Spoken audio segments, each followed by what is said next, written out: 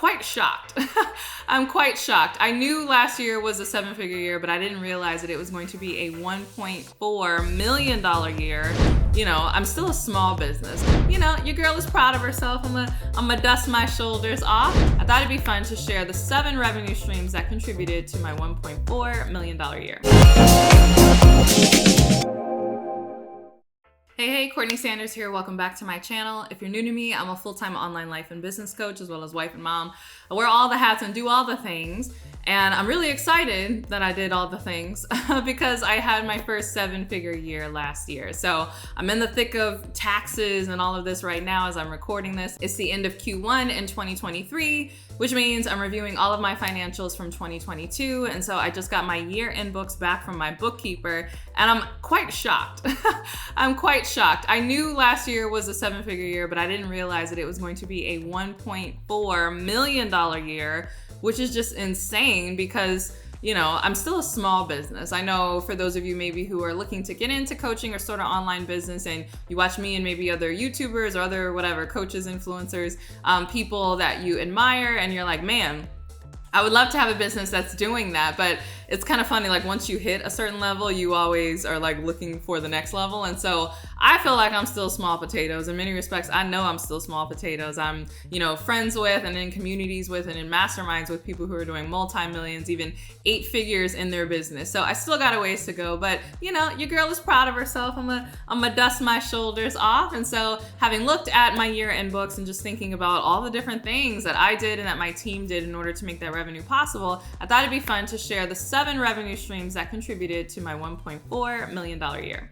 All right, this first revenue stream has been really instrumental for me, especially because for a long time I didn't really dabble in this. And so I actually had to hire my own coach to really open my eyes and to help me see my value, but it has really contributed so much to my bottom line. And that is long-term coaching programs. Yes, you'll find that in the coaching industry, a lot of people kind of restrict their value by just only doing 8-week programs or 12-week programs. And while there's nothing wrong with that, in fact, I'll talk more about those later as we get into the other revenue streams, I find that having long-term coaching programs are not only beneficial for you, they're beneficial for your client. So obviously they're beneficial for your client because they have more time to get the result and you really can work with them and really develop a relationship and really see it through. But from a business standpoint and just your revenue, it's really nice to be able to have that revenue committed for the entire year. So when someone is committing to working with you for an entire year, you'll find that it really smooths out your revenue. And so you'll know that, all right, as long as we have this coaching program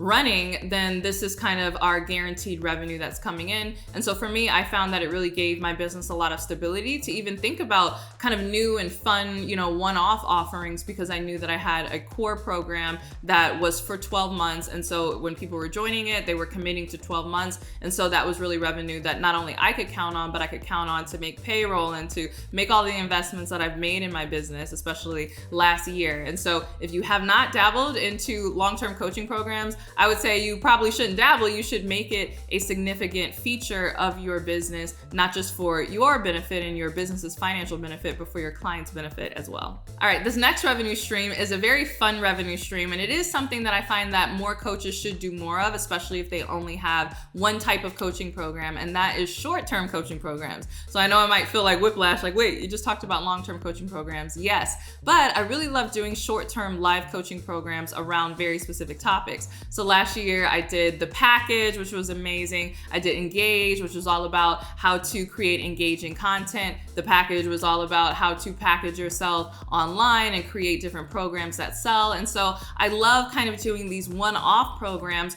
really just to re-engage my existing audience, because you'll probably have people who have worked with you in the past, but they don't have a new reason to work with you because you haven't come up with anything new. So I love coming up with new offers just to continue to provide value to people who have already worked with me. But also I'm just a very creative person and I'm always constantly investing in myself. I'm investing in my own knowledge and my own coaching. And so anytime I learn something new, especially something that I think would benefit clients who have worked with me in the past, I love coming up with short-term coaching programs to kind of give them that infusion of the new learnings that I have going on. So I had a variety of new coaching programs that I I launched last year. Most of them were short term, anywhere from a week to 3 weeks, 6 weeks. And that was done in addition to my long-term coaching program. So for those people for whom the long-term coaching program wasn't a great fit, I was really excited that I had short-term coaching program offers. And that was a lot of fun for people who joined those and participated in those. And yes, that contributed to my $1.4 million year. All right, this next revenue stream is something that every business should have in their arsenal. Yes, I'm gonna say every business, even if you don't consider yourself an online business, and even if you're a brick and mortar business. In fact, many of my brick and mortar entrepreneur friends, I'm like, you need this revenue stream in your business right now, and that is courses. Yes, courses were instrumental in my business. They've been instrumental in my business from the very beginning. In fact, I really offered a lot of courses before I even had the confidence and the moxie to offer actual coaching programs.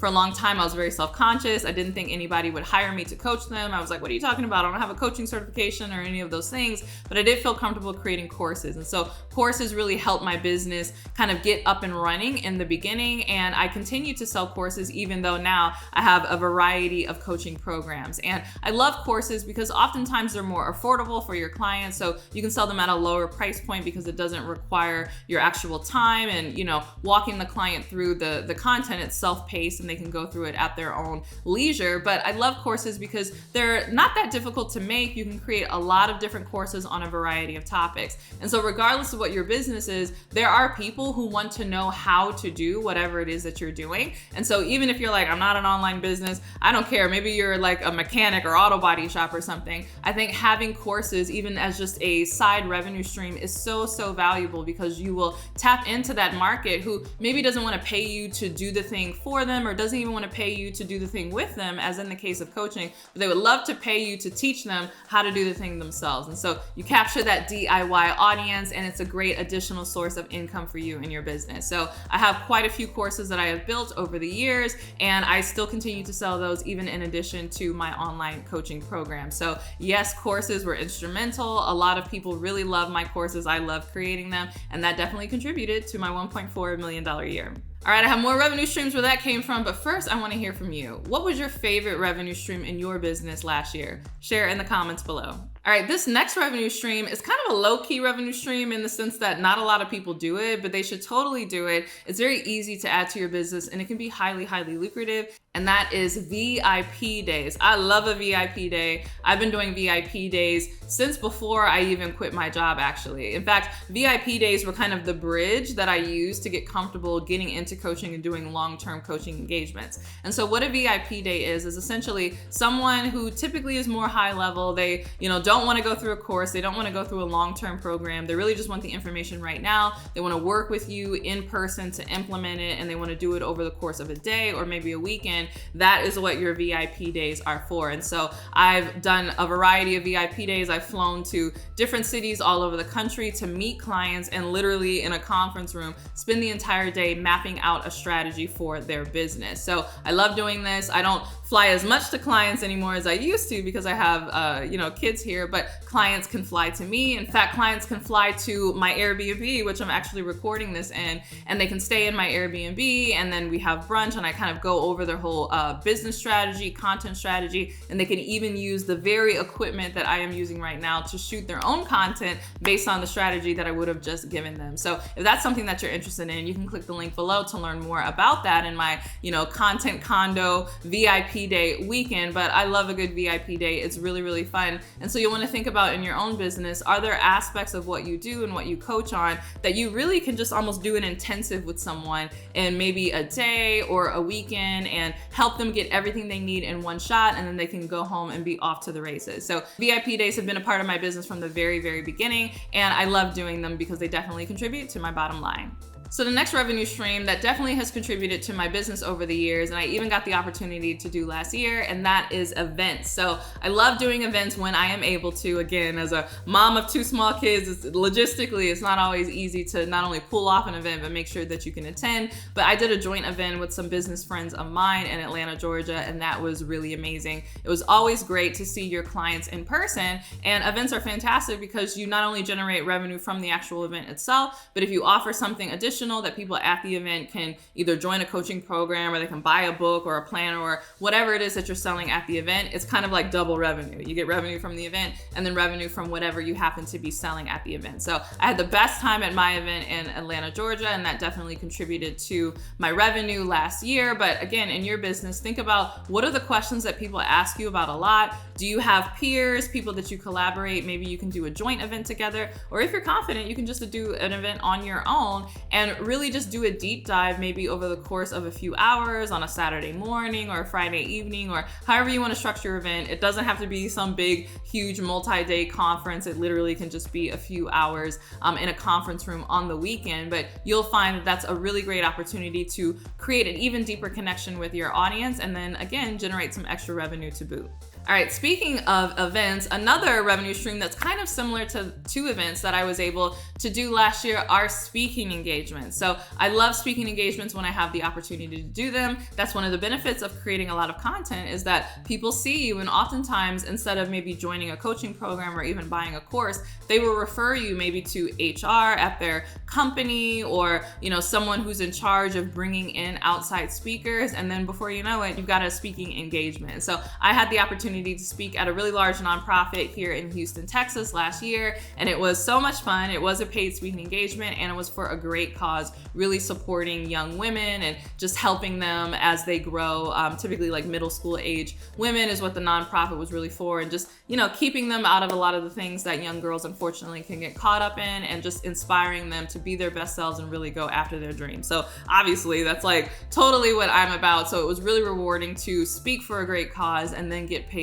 in the process. So if you think about who you're empowering and who it could help, maybe think about different audiences. I always say to the left and to the right of your main audience, where maybe there's nonprofits or organizations that would love to have you come in and speak to that audience. So obviously I don't sell coaching programs to middle school girls, but it is adjacent to a lot of the women's empowerment work that I do for women entrepreneurs. And so think about what it is that you do, what audience are adjacent to that, and maybe you can do speaking engagements to communities that would love to have you come out and speak. All right, this next revenue stream, I kind of feel like is the holy grail that a lot of entrepreneurs try to get to.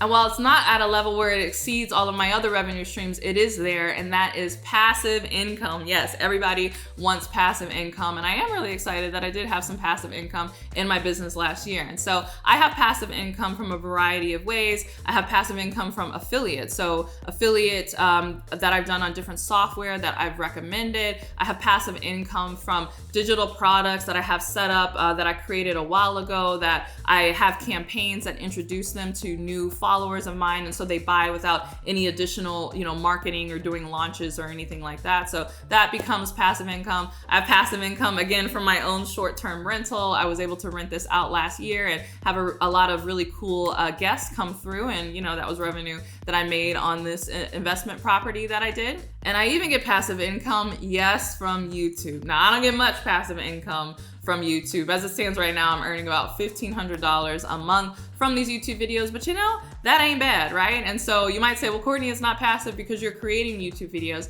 Yes, I'm creating YouTube videos, but even if I stopped, many of the videos that I already created would still continue to generate revenue. So in my mind, the new videos that I'm creating, I'm not creating for, my ad revenue. I'm creating those new videos to grow my brand, to introduce me to new potential clients, and to grow my audience. So that's what these new videos are for. But my existing videos, they do serve to generate passive income, because once I've created them, I don't have to create them again. So it's small, but it's growing. I'm very fortunate for my YouTube revenue, but yeah, passive income is definitely something that I took advantage of last year. All right, I hope you enjoyed this video. If you did, and you dream of creating a 7-figure, or even just a multi-6 or 6-figure business, you really need to be in my signature coaching program, the Next Big Name Bootcamp. This is my 12-month program where I walk you through the entire step that I personally did and that I've taken my clients through who have gone on to generate 6 and multi-6 figures, all about how to grow a brand that really helps you stand out and truly become the next big name in your niche